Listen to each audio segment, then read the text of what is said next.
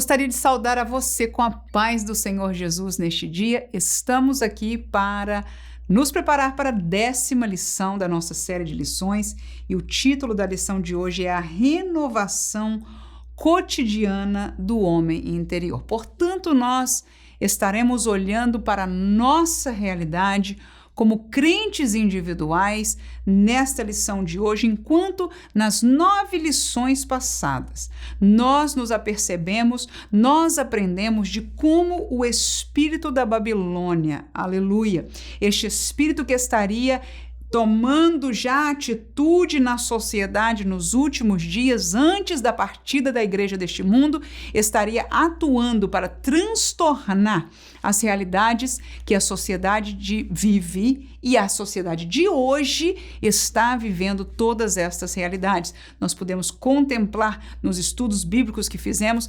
sabendo de que estas são as realidades que cada um de nós temos vivenciado enquanto andamos neste mundo. Mas o foco da lição, como nós dissemos neste dia, o pastor Douglas Batista nos traz a olhar para o nosso ser interior e a como buscar e como encontrar uma renovação, porque muitas vezes em olhar as situações afora de nós, nós podemos muitas vezes perder as forças. E hoje nós olharemos para nós, para dentro de nós, para a ajuda que a palavra de Deus e o Senhor nos pode dar. Portanto, vamos dividir o nosso estudo em caminho junto com aquilo que o pastor Douglas Batista, comentarista dessa revista, fez em 3 tópicos. O primeiro deles será a realidade exterior do crente.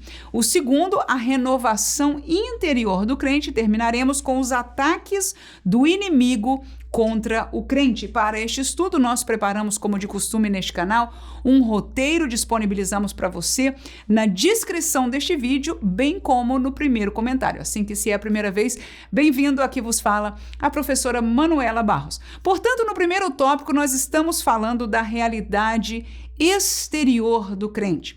Dividimos este tópico em 3 subtópicos e são eles: sofrimentos naturais, sofrimentos espirituais e sofrimentos pelas perseguições. Muito sofrimento, é verdade.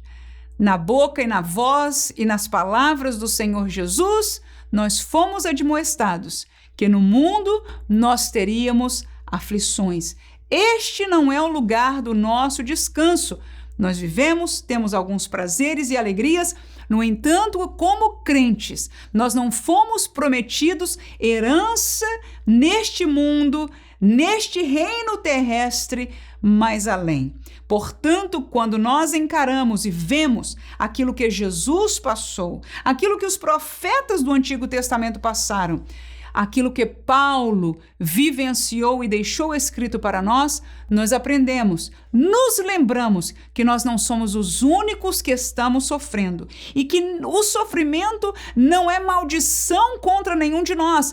Pelo contrário, aleluia, é algo natural que nós haveríamos e fomos orientados pela Bíblia que aconteceria, mas também hoje ainda meditaremos de como devemos reagir. Mas no primeiro tópico, vamos falar destes sofrimentos. O primeiro estilo ou tipo de sofrimento são os sofrimentos naturais, que a nossa natureza, por envelhecer ou por ter necessidades de fome, a própria natureza humana traz determinados sofrimentos para nós. Trazemos alguns exemplos bíblicos. Vamos ao 2 Coríntios, segunda carta de Paulo, capítulo 12 aos Coríntios, versículo 9 e 10. Diz o texto: e disse-me, a minha graça te basta, porque o meu poder se aperfeiçoa na fraqueza. De boa vontade, pois, me gloriarei nas minhas fraquezas, para que em mim habite o poder de Cristo. Pelo que sinto prazer nas fraquezas, nas injúrias, nas necessidades, nas perseguições, nas angústias por amor de Cristo, porque quando estou fraco, então sou forte. Veja que o tema, a palavra central destes 2 versículos que nós lemos está na fraqueza do apóstolo. Alguém que nós olhamos e colocamos lá em cima como um homem de Deus, tão usado, tão capaz, enfim, algo que nós até nos admiramos para além do entendimento, porque realmente foi um herói da fé, o apóstolo Paulo, aleluia. No entanto, neste versículo, ele escreve com clareza de que ele sente a sua fraqueza humana. Assim, irmão e irmã, aleluia, e que possamos ensinar esta verdade, porque muitos publicam uma cara na mídia social como se não houvesse fraqueza. Esta não é realidade para nenhum ser humano. E eis aqui o apóstolo dos gentios dizendo: esta é uma realidade para mim e eu precisei ouvir do Senhor esta voz que dizia: a minha graça te basta e o meu poder se aperfeiçoará na tua fraqueza, Paulo. Então Paulo termina aqui dizendo: porque quando eu estou fraco, então sou forte. Por quê? Porque ele encontra a sua fortaleza no Senhor. Mas quando ele olha para si, ele encontra algo natural da sua natureza humana. E muitas vezes nós somos ou nos encontramos em fraquezas. Segundo texto, eu vou para Filipenses capítulo 4, versículo 11 e 12, que diz: não digo isto como por necessidade, porque já aprendi a contentar-me com o que tenho. Sei estar abatido e sei também ter abundância. Em toda maneira e em todas as coisas estou instruído, tanto a ter fartura como a ter fome, tanto a ter abundância como a padecer necessidade. Veja que Paulo relata que no decorrer do seu ministério, ele vivenciou diversas situações. E ele disse: eu chego no fim de tudo isso e digo que eu já aprendi a lidar com isso. Eu não me escandalizo se eu passo por um tempo, se Deus permite eu passar um tempo de necessidade. Eu não me escandalizo nem me perco num tempo que Deus está abençoando o ministério e prosperando grandemente. Então esta é a sabedoria que chegou. Mas para chegarmos a este nível de sabedoria, de entendimento, de firmeza, ele tem que ter vivido. Portanto, os sofrimentos naturais da vida, e quem lê, nós estaremos lendo alguns outros versículos do sofrimento de Paulo, e são muitos mais, né? O pastor comentarista colocou diversos mais, e ainda há outros que mostram o caminho que caminhou o apóstolo Paulo, mas ele padeceu tudo isso e pode agora, neste texto, nesta carta, que foi em verdade o fim dos seus escritos deixado para nós, dizer que eu sei estar abatido e eu sei ter abundância. Em todas essas coisas eu estou instruído. Como é instruído? É na teoria? Não, é na prática.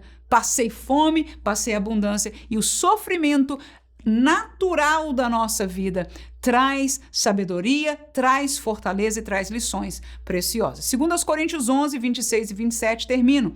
Olha aí a lista de Paulo: em viagens, muitas vezes, em perigos de rios, em perigos de salteadores, em perigos dos da minha nação, em perigos dos gentios, em perigos da cidade, em perigos do deserto, em perigos no mar, em perigos entre os falsos irmãos, em trabalhos e fadiga, em vigílias, muitas vezes, em fome e sede, em jejum, muitas vezes, em frio e nudez. Então aí estão vários versículos para nós entendermos que neste mundo nós padecemos estas aflições que são naturais das intempéries da natureza, naturais da própria realidade do ser humano, da sua alma que luta contra o espírito, da sua natureza humana e carnal. Todas estas lutas, todos estes sofrimentos são sofrimentos naturais. A idade, Paulo viveu e pregou o evangelho até já começar a ser, de certa forma, avançado em idade, segundo o que se entende lendo a palavra de Deus. Ele começou a ter problema de visão, enfim, muitas realidades no físico são sofrimentos naturais, mas nada disso parou o apóstolo na missão que lhe foi concedida diante do Senhor. Segundo subtópico, os sofrimentos espirituais. Vamos ainda aí a 2 Coríntios, capítulo 12, o versículo 15 diz o seguinte: eu de muito boa vontade gastarei e me deixarei gastar pelas vossas almas, ainda que amando-vos cada vez mais seja menos amado. Veja a colocação de Paulo: me gastar pelas vossas almas. Nós sempre queremos receber, Mas Paulo se propõe a se gastar, a amar mais ainda, mesmo que ele entenda estar sendo menos amado por aqueles a quem ele tem devotado a sua vida. Aleluia! Tem se desgastado, tem gastado, e ele coloca aqui, feliz diante de Deus. Este sofrimento que ele vive é um sofrimento daquele que leva a preciosa semente andando e chorando. Talvez alguns de nós, professores, tenhamos um sentimento semelhante a esse. Estamos plantando, estamos estudando, estamos buscando, estamos trabalhando, estamos obrando, e às vezes nos sentimos que não estão dando ouvidos ao que nós estamos ensinando. Às vezes não sentimos que são ouvidos que estão fechados ou não estão interessados. No entanto, entendamos que este é o sofrimento que todos aqueles que semeiam a boa semente passam. São sofrimentos espirituais, como disse Paulo, até que Cristo seja gerado em vós.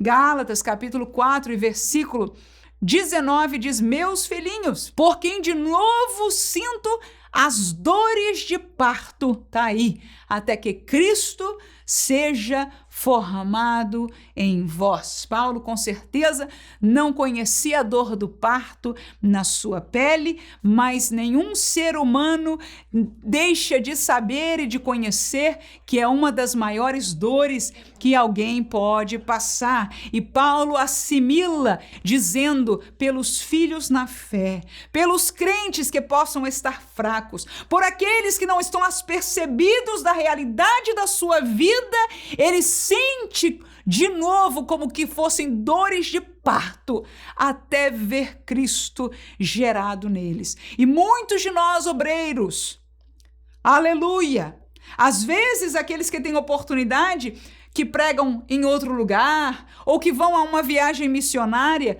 são bem recebidos e sentem o gozo de serem bem recebidos. Mas nós que obramos no dia a dia, na igreja local, na sala de aula da escola dominical local, no trabalho de evangelização local, no ciclo de oração local, nós estamos batalhando a cada dia com esta realidade, e este é um sofrimento espiritual da obra do Senhor, que nós sentimos esta dor até ver o Senhor quebrar as cadeias, aleluia, até ver o Senhor quebrantar os corações, abrir os olhos, aleluia, e cada um poder desfrutar e crescer, aleluia, florescer na presença do Senhor. Termino com 2 Coríntios 11, 28 e 29, que diz: além das coisas exteriores, me oprime cada dia o cuidado de todas as igrejas. Quem enfraquece, que eu também não enfraqueça? Quem se escandaliza, que eu não me abrase? Então veja que, para além do sofrimento exterior, corroía o coração do apóstolo o sofrimento pela igreja. Aleluias! Por cada realidade, ele diz: quem é que padece que eu não estou sofrendo junto? E este padecer é humano, é nas coisas naturais, mas também na realidade espiritual, como vimos. Este é um preço da obra. Aleluia! Todo aquele que põe a mão no arado, ele sabe, ele entende, ele aprende, ele é treinado, como disse Paulo, a viver estas realidades. São sofrimentos, são tristezas, mas que fazem parte. No segundo tópico nós vamos falar do outro lado, porque também não é só sofrimento, glória a Jesus, mas aqui está um aprendizado para nós, que nós não estamos sozinhos. A palavra de Deus nos tem ensinado que todos estes servos, no passar da história e até o dia que termine a história da igreja, viverão esta mesma realidade. Terceiro, sofrimentos pelas perseguições. 2 Timóteo, capítulo 3, versículo 11 e 12 diz: perseguições e aflições tais, quais me aconteceram em Antioquia, em Icônio e em Listra, quantas perseguições sofri, e o Senhor de todas me livrou. E também todos os que piamente, veja isso, irmão, por favor, e também todos, quem viu esta palavra? Todos os que piamente querem viver em Cristo Jesus. O que diz o texto? Padecerão perseguições. Então, o sofrimento é parte da vida do crente, é parte daquele que quer viver piamente em Cristo Jesus. E ele entende que, para além dos naturais, para além dos espirituais, haverão perseguições contra a nossa vida, regidas pelo espírito deste mundo, por aquele que está adiante deste império do mal, mas regido por ele, usarão pessoas e situações para perseguirem a nossa vida e o chamado que o Senhor tenha para nós. Deixo ainda Mateus capítulo 5, texto de Jesus para nós, versículo 11 e 12, que diz: bem-aventurados sois vós, quando vos injuriarem e perseguirem, e mentindo disserem todo o mal contra vós por minha causa. Ele diz bem-aventurados, né? Agora olha no 12. Exultai e alegrai-vos, porque é grande o vosso galardão nos céus, porque assim perseguiram os profetas que foram antes de vós. Então nós vemos de Paulo e agora ouvimos do nosso próprio mestre Jesus dizendo: vocês que são perseguidos são bem-aventurados. E ele ainda diz: exultem, se alegrem. Por quê? Pela perseguição? Claro que não. Mas porque vocês estão trilhando o caminho de homens e mulheres que foram fiéis até o fim. E o vosso galardão está garantido. Enquanto aqueles que recebem algo aqui, só aqui receberão, porque o futuro eterno deles não será com Deus, mas pelo contrário. Você sabe, a Bíblia nos assegura, é uma condenação eterna. Vale a pena permanecermos no caminho estreito. Vale a pena alertar aos nossos alunos de escola dominical, ao rebanho, que Deus possa ter dado a algum ministro do evangelho, aleluia, de que nós padeceremos perseguições, porque o inferno e o mal não quer ver, aleluia, um homem e uma mulher, um servo, uma serva que é fraco, vencer, chegar ao fim da jornada e receber este galardão que Jesus diz que já está preparado nos céus para nós. Terminamos o primeiro tópico lembrando-nos de que as perseguições são parte da vida do crente, naturais, espirituais ou perseguições é uma realidade para nós. Mas no segundo tópico, nós vamos olhar o outro lado da moeda. Vamos falar da renovação interior do crente. Dividiremos em 3 tópicos. Primeiro, o alimento diário, a palavra. Segundo, o amigo da hora, o Espírito Santo de Deus. E terceiro, a esperança eterna, que é o céu. Te levo à primeira carta de Paulo a Timóteo, capítulo 4, e versículo 5, que diz: porque pela palavra de Deus e pela oração é santificada. Ora, neste primeiro subtópico nós estamos falando que nós precisamos ser renovados. Irmãos, quando a gente diz a vida do crente é uma vida de sofrimento, e a gente entende, porque é a realidade da nossa vida muitas vezes, a pergunta seria: vai dar para aguentar? E a resposta é aquela que houve também, não só na vida de Jesus, mas na vida de Paulo e todos estes que têm trilhado o caminho estreito. Nós não estamos sozinhos. E neste caminho, Deus nos deixou um alimento. E coisa boa é quando alguém está cansado e pode se sentar e encontra um alimento bom e pode comer e se alimentar. Esta palavra mesmo, e você sabe que Jesus muitas vezes comparou a palavra de Deus com o pão, e que é um alimento gostoso, e que é um alimento de sustância, não é isso?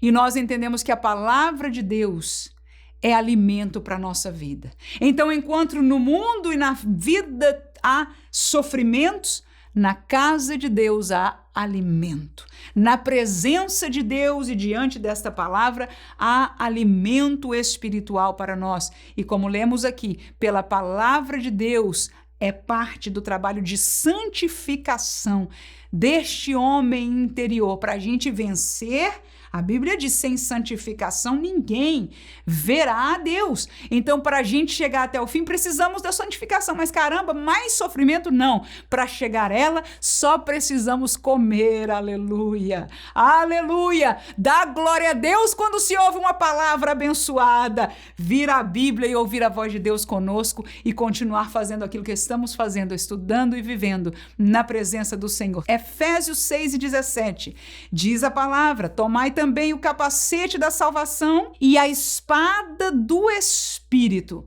que é a palavra de Deus. Então, a palavra de Deus, ela é a espada, ela é usada para a defesa nossa. Enquanto há sofrimento, já falamos bastante dele, agora necessitamos de renovação, santificação e defesa. Quem não é renovado, quem não se sente fortalecido por saber que tem uma arma de defesa, de ataque contra o inimigo?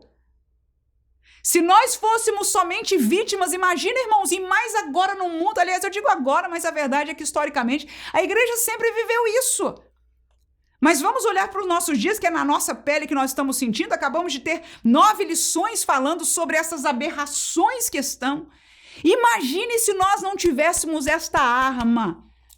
Imagine se nós não tivéssemos esta rocha para ficar sobre ela e entender que aqui está a verdade de Deus para nós. E esta arma para nos defender, para estarmos de pé. Pois bem, a espada do Espírito, esta arma da nossa luta, ela é a palavra de Deus. Romanos 10:17 terminamos dizendo: de sorte que a fé é pelo ouvir, e o ouvir pela palavra de Deus. Então a palavra não só traz santificação, não só é arma de ataque, aleluia, contra o inimigo, mas ela também nos dá a fé. O que seria do crente sem a fé? Para entrarmos no caminho, precisamos da fé.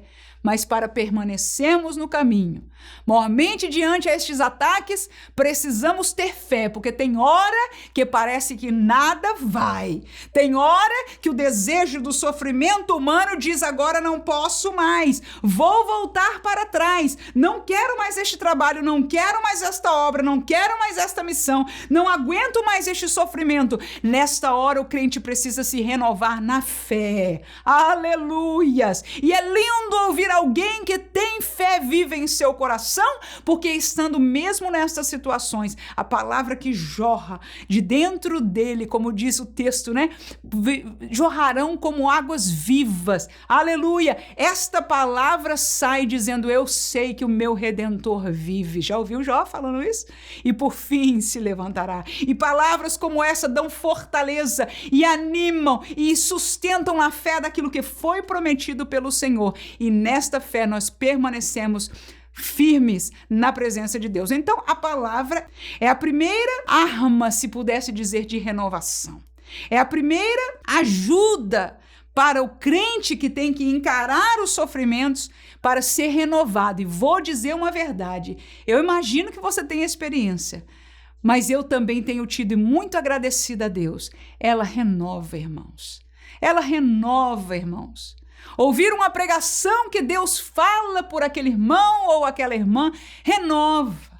Ler um texto bíblico que o Espírito Santo ministra direto à nossa alma, renova, aleluia, acrescenta fé, é bênção de Deus para nós. Por isso, não deixemos, não é só preparar para a lição, volta ao devocional. Você, eu imagino que já saiba, nós temos um segundo canal aqui no YouTube chamado Devocional Simple Pentecostal, onde nós estamos 3 vezes por semana seguindo a leitura do Evangelho de Lucas, 2 vezes às terças e às quintas, nos Salmos, e no sábado a professora Vânia, que trabalha conosco, está ministrando sobre o livro de Jeremias. Portanto, neste devocional, nós abrimos a palavra para permitir, sem pular, sem nada do que é do nosso coração. Não vamos deixar a palavra cada dia naquilo que segue falar para nós. E isto é importante. Se você não tem feito o seu devocional, eu te convido a vir comigo assistir algum dos nossos devocionais. O link está para você também na descrição. Amém? Amém? Glória a Jesus. Mas se tem feito, siga firme, porque verdadeiramente se tem feito, você sabe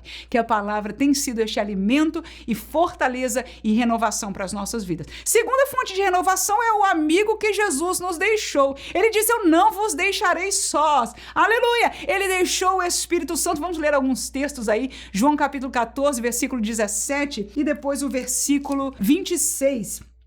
O Espírito da verdade, que o mundo não pode receber porque não o vê, nem o conhece, mas vós o conheceis, porque habita convosco e estará em vós. Mas aquele Consolador, o Espírito Santo, que o Pai enviará em meu nome, esse vos ensinará todas as coisas e vos fará lembrar de tudo quanto vos tenho dito.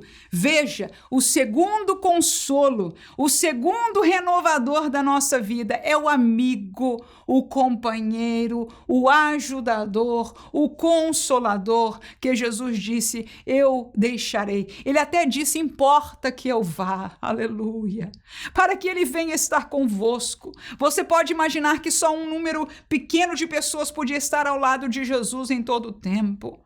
Oh, mas o Espírito Santo de Deus, que está aqui comigo nesta hora, está aí com você, e você pode levar a sua imaginação em todo este mundo, todos os santos, os salvos, aquele em quem ele habita, aleluia, está ali este mesmo Espírito.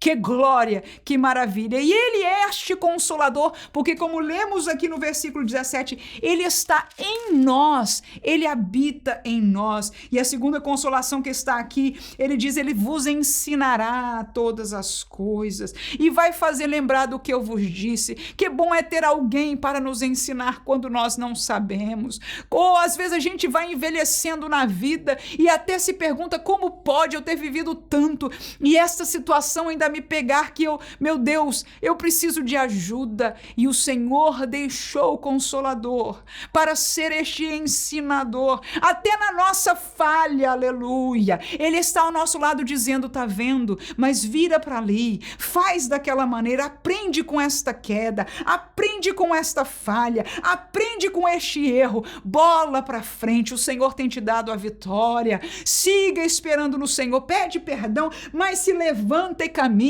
Este ajudador, este ensinador, este que nos faria lembrar das palavras de Jesus, algumas lemos aqui e tantas outras de consolo, de fortaleza, mas de admoestação, de chamada, o Espírito Santo é aquele que nos lembra. Deixo mais um versículo aí, João 16:13 diz, mas quando vier aquele Espírito da verdade, ele vos guiará em toda a verdade, porque não falará de si mesmo, mas dirá tudo o que tiver ouvido e anunciado o que há de vir. Veja, mais outro trabalho e obra deste Espírito que vive em nós, nos guiar.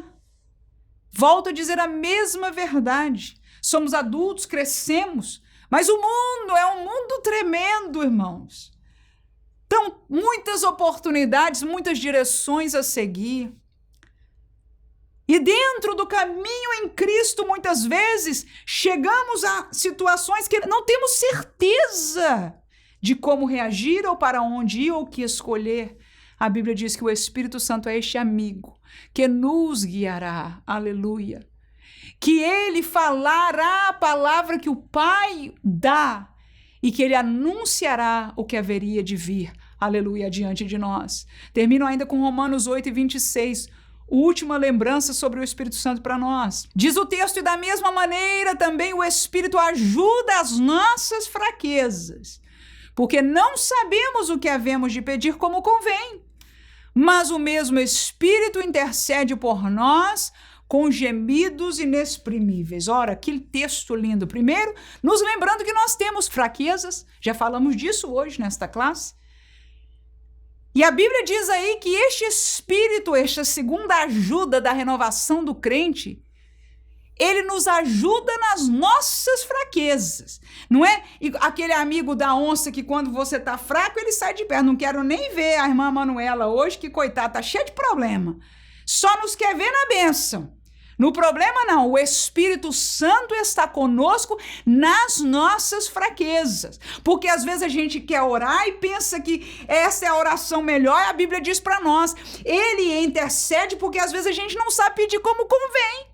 A gente está como Elias pedindo a morte, pedindo para sumir, pedindo para desaparecer, a gente não sabe pedir o certo. Quando Deus aparece para ele e diz, come e bebe, porque longo ainda será o quê? O teu caminho, isso mesmo. E este Espírito, este amigo, olha aí que coisa tremenda. Ele geme por nós com gemidos inexprimíveis. Às vezes a gente chora com alguém. Às vezes a dor de alguém até dói em nós. Às vezes, pela graça de Deus e a presença do Espírito Santo, nós conseguimos interceder por alguém sentindo um peso tão grandioso. Mas este amigo, o gemido dele é para além de tudo isso. Aleluia. Porque ele é Deus e nos ama e está carregando conosco, aleluia. E é o maior interessado junto conosco de que nós cheguemos ao fim, aleluia. E de que neste caminho mesmo de sofrimento nós sejamos usados por Deus para a glória do seu nome. Qual é o terceiro alívio para o crente? Qual é a terceira ajuda para o crente diante desta vida, destes sofrimentos cruéis? O alimento da palavra, a presença do Espírito, mas em terceiro lugar colocado para nós nessa lição pelo pastor Douglas Batista, é a esperança eterna, o céu. Segundo aos Coríntios, capítulo 4, versículo 16 ao 18, por isso não desfalecemos, mas ainda que o nosso homem exterior se corrompa, o interior, contudo, se renova de dia em dia.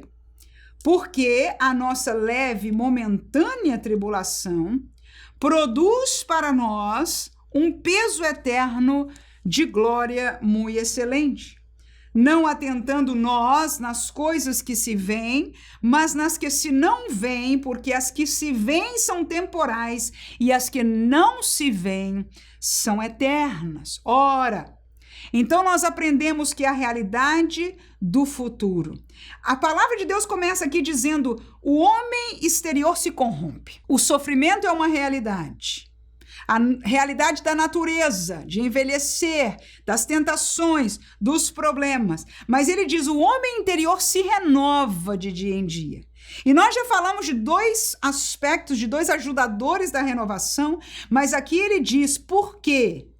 Por que se renova? Porque essa tribulação produz um peso eterno. E se nós atentarmos para as coisas temporais, a gente desfalece. Mas se os nossos olhos estiverem na eternidade, nós permaneceremos firmes. Portanto, temos que entender que ao aguentarmos estas pressões, é o que está dizendo neste texto, nós encontramos renovação interior sabendo de que esta tribulação está produzindo uma glória futura, de que Deus nos receberá no céu, de que o fruto deste trabalho aqui será que almas chegarão salvas no céu, de que pessoas que estavam fraquejando na fé, nós nos levantamos por Deus e com Deus em mais uma escola dominical, nos levantamos ainda sem força, mas com coragem, ensinamos a palavra. E foi o dia que talvez no céu nós vamos descobrir que aquela pessoa precisava daquela palavra, porque talvez aquela seria a última visita à igreja, talvez seria o último dia de vida daquela pessoa. Assim que sigamos entendendo de que é no céu que nós veremos a glória e o fim daquilo que nós estamos plantando aqui. Romanos 8,18 diz o texto: porque para mim tenho por certo que as aflições deste tempo presente não são para comparar com a glória que em nós há de ser revelada. Ou seja, Paulo mais uma vez diz, aqui tem aflição, mas não se compara. Ele diz, eu tenho segurança disso, que o que eu sofro aqui não se compara com a glória que eu viverei lá. Isto é viver pensando na esperança. A nossa esperança, diz o bendito hino, é a tua vinda. O Rei dos Reis é a sua vinda. O Rei dos Reis vem nos buscar. E quando estivermos lá, estaremos em perfeição, sem dores, sem lágrimas, em alegria, aleluia, e levando conosco os frutos daquilo que pudemos fazer aqui, na pessoa, na presença da coroa que nos será dada, aleluia, mas para além desta coroa, glória a Jesus, que será um pagamento, uma retribuição dos frutos daquilo que nós trabalhamos aqui, mais importante é que nós viveremos para sempre com o Senhor, e esta glória que será na nossa vida, eu e você estaremos lá, nesta glória, segundo Paulo, ele diz, eu tenho certeza, não dá para comparar, ou seja, vale a pena sofrer. Em outras palavras, é o que o apóstolo está dizendo. Termino com Filipenses 3, 18 a 21 diz, porque muitos há, dos quais muitas vezes vos disse, e agora também digo que são inimigos da cruz de Cristo. O fim deles é a perdição, o Deus deles é o ventre, a glória deles é para a confusão destes mesmos. Por quê? Porque só pensam nas coisas terrenas. Mas a nossa cidade está nos céus, donde também esperamos o Salvador, o Senhor Jesus Cristo. Ainda leiamos o versículo 21 que diz que transformará o nosso corpo abatido para ser conforme o seu corpo glorioso, segundo o seu eficaz poder de sujeitar também a si todas as coisas. Então, há fraquezas, há abatimento, há perseguição. Paulo aí nos lembra de todas essas coisas, mas ele diz, estas pessoas estão comendo o fruto da terra, da sua maldade terrenal, carnal, mas a nossa esperança, aleluia, é o céu. E não só o céu, mas o nosso Salvador. E não só o nosso Salvador, mas a sua promessa de que ele transformará este corpo já sofrido, este corpo abatido, este corpo que sofreu perseguição, que sofreu mazelas da sua natureza, dos anos, do trabalho, aleluia, da obra do Senhor, mas transformará para ser igual ao seu corpo glorioso, aleluia. Que Deus nos alegre neste dia, que o Senhor renove as nossas vidas, as nossas forças como professores, e que possamos trazer esta mesma palavra de esperança e bíblica para os nossos alunos. Terminamos com os ataques do inimigo contra o crente. Realidades exteriores, renovação interior e uma lembrança neste último tópico. O pastor Douglas nos traz uma lembrança daquilo que acabamos de deixar para trás no sentido de estudo, de que existem ainda no fim desta caminhada estes ataques que nós estamos olhando. Primeiro dele, uma cultura secularista, uma cultura sem Deus. Segundo, um relativismo doutrinário, eu chamo de doutrinas personalizadas. E terceiro, o engano de Satanás, também chamei de uma nova religião. Romanos 1, 19 a 23, um texto conhecido nosso, temos estudado recentemente. Diz, porquanto o que de Deus se pode conhecer nele se manifesta, porque Deus lhe o manifestou. Porque as suas coisas invisíveis, desde a criação do mundo, tanto o seu eterno poder, como a sua divindade, se entendem claramente pelo que se veem, pelas coisas que estão criadas, para que eles fiquem inexcusáveis. Portanto, tendo conhecido a Deus, não o glorificaram como Deus, nem lhe deram graças. Antes, em seus discursos se desvaneceram, o seu coração insensato se obscureceu. Dizendo-se sábios, tornaram-se loucos e mudaram a glória do Deus incorruptível em semelhança da imagem do homem corruptível e de aves, quadrúpedes e répteis. Este é o resumo, na verdade não tão resumido, mas a expressão de uma humanidade sem Deus. Deus aí esclarece que a criação, a grandeza macro e micro da criação que nós vemos é suficiente para que todo ser humano entenda que há um Deus por trás dela.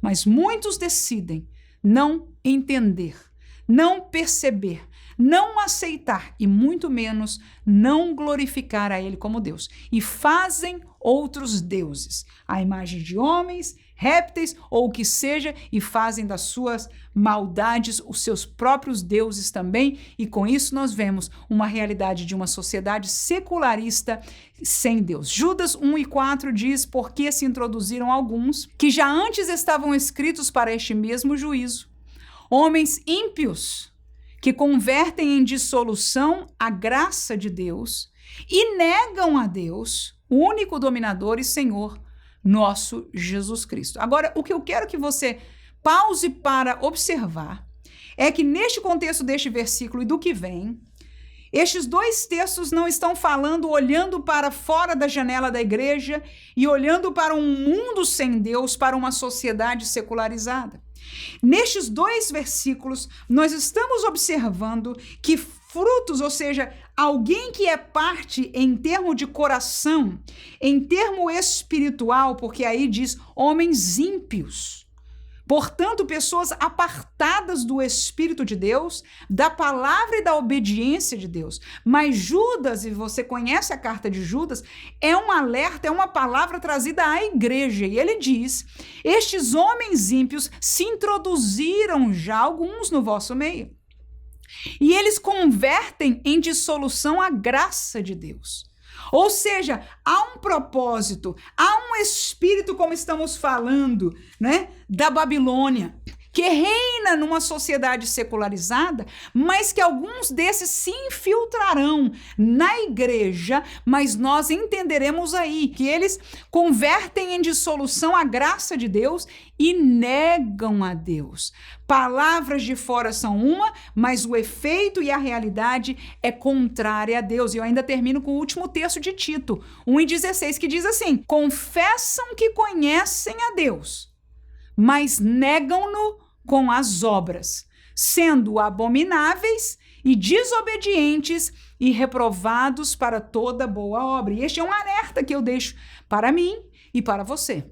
E você vai deixar para a sua classe se você encontrar de compartilhar estes versículos.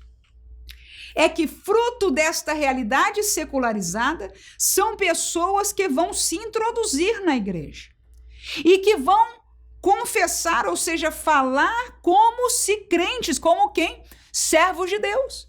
Mas as suas obras não condizem. Não tem nada a ver com salvação pela obra. Tem a ver que esta pessoa, não é este caso aí, como o de Judas, não é salvo. Tem a ver que aquele que é salvo, ele pratica obras de justiça. Não é bíblico alguém só ser salvo pela fé e viver no pecado, irmãos. Não existe esta realidade na Bíblia. Aquele que é salvo, até a gente leu aqui, o Espírito Santo habita. E o Espírito Santo vai habitar com o pecado? De maneira alguma. Ele repreende, ele trabalha conosco e por isso nós fugimos, nós nos sentimos mal, nós nos arrependemos. O arrependimento é uma obra do Espírito Santo, aleluia, ajudando a nossa vida. Portanto, há alguns que confessam, que estão lá dizendo-se crentes, que falam até algumas palavras bonitas, mas que negam pelas suas obras, que as suas obras são abomináveis.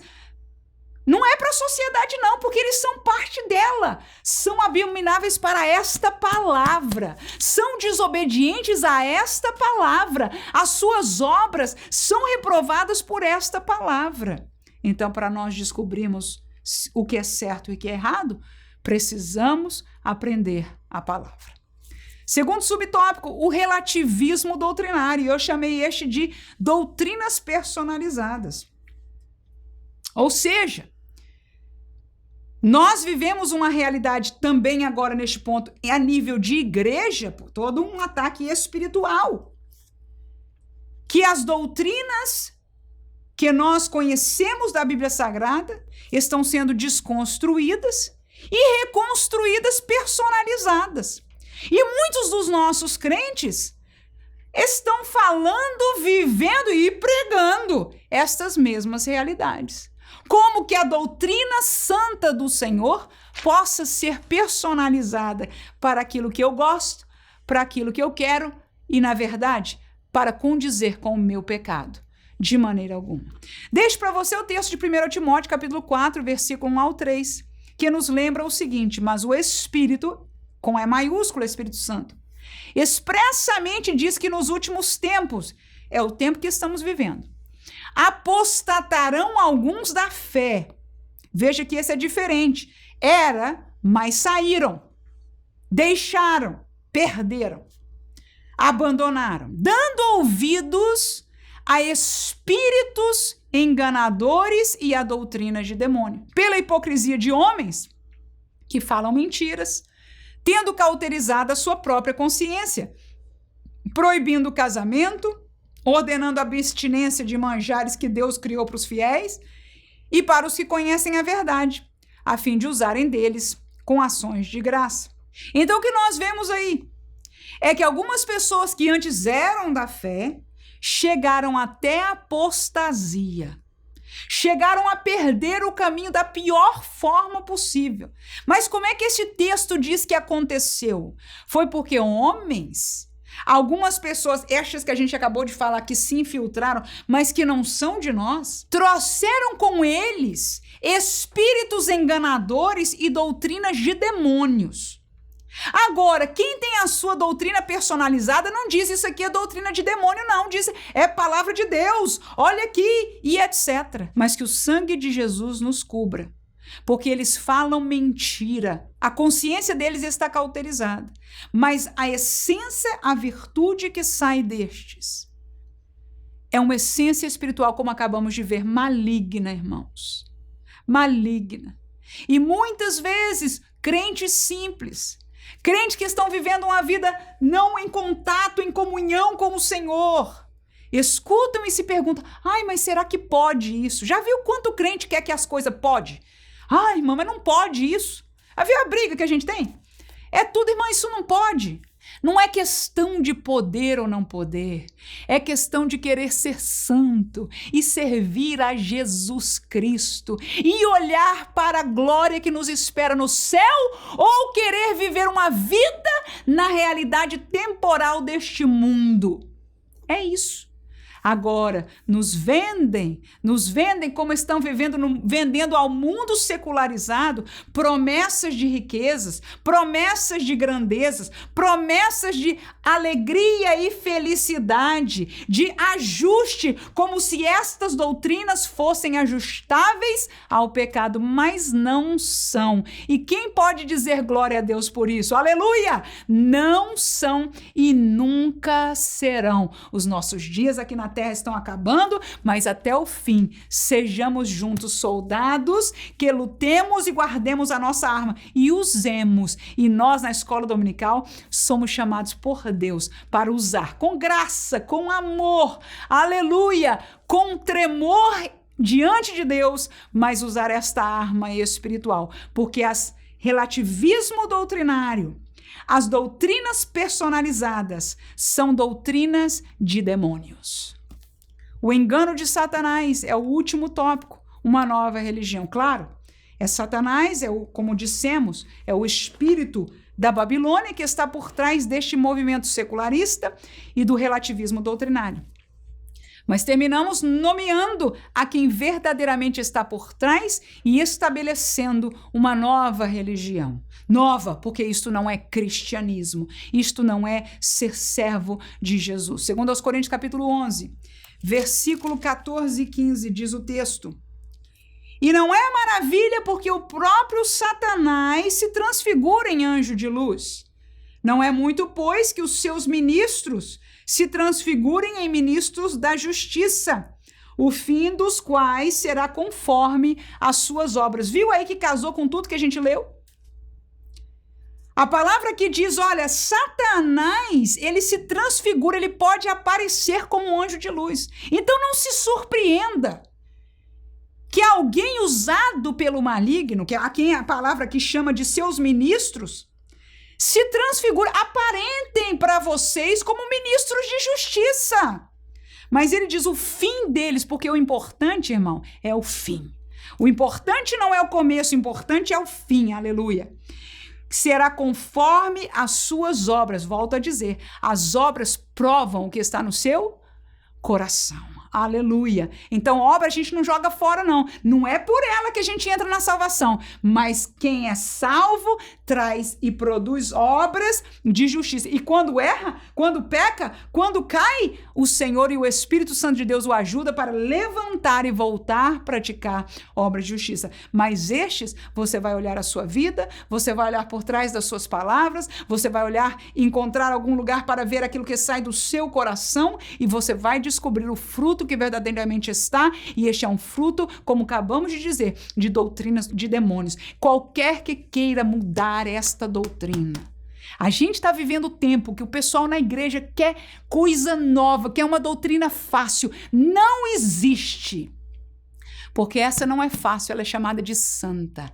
Essa não é fácil, ela é chamada de perfeita. Essa não é fácil, ela é chamada de Deus. E este é o único caminho que leva ao céu. Qualquer outro, há muitos caminhos, mas só um caminho leva ao céu e é Jesus Cristo, e o caminho estreito que ele apresentou. Termino com Mateus capítulo 4, versículo 8 e 9, que diz: novamente o transportou o diabo, tá aí, a um monte muito alto, e mostrou-lhe todos os reinos do mundo e a glória deles. E disse-lhe: tudo isto te darei se prostrado me adorares. Ora, o diabo ainda hoje continua oferecendo e mostrando ao crente, às vezes até através de uma pregação destes enganadores, dizendo: você pode ter isso, a tua cura, a tua casa, o teu sucesso. Já viu isso? Tudo isso te darei se você fizer isto, se você me adorar, se você prostrar, se você vier com esta onda, se você caminhar nessa novidade, se você deixar este quadradismo de ser bíblico. Que o sangue de Jesus nos guarde. Aleluia! Fico com a palavra. Jesus ficou. Ele respondeu a Satanás com a palavra: somente ao teu Deus adorarás e só a ele servirás. Aleluia! Jesus não quis saber daquilo que Satanás estava propondo, e nós bem já escutamos o quantas pessoas que saíram das trevas que contam a mesma realidade. Eu fui porque Satanás me ofereceu, eu mexi com essas coisas de macumba, disso, daquilo, e ele prometeu, e ele fez e me deu e etc. E tem gente ainda hoje, eu tenho escutado saindo da igreja atrás de oferta de Satanás, loucos.